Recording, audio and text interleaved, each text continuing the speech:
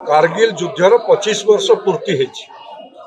Bharatiya Janata party राष्ट्रीय थर रे ये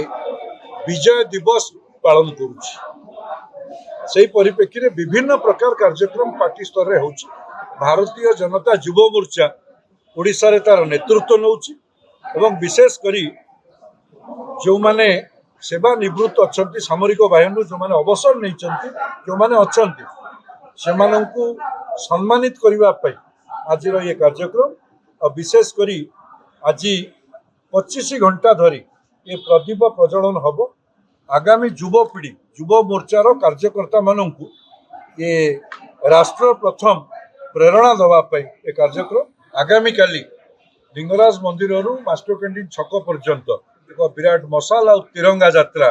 करा तो से भली रूपे ये कारगिल विजयर 25 वर्ष समग्र देश में भारतीय जनता पार्टी पालन कर।